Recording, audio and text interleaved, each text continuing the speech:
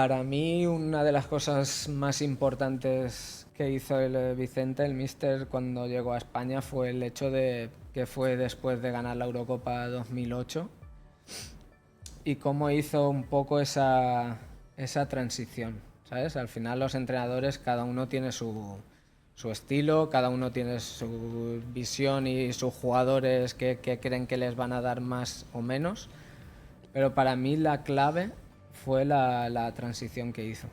De esa España que gana la Eurocopa 2008 hasta el transcurso del 2010 y luego la del 2012 que volvemos a ganar la Eurocopa.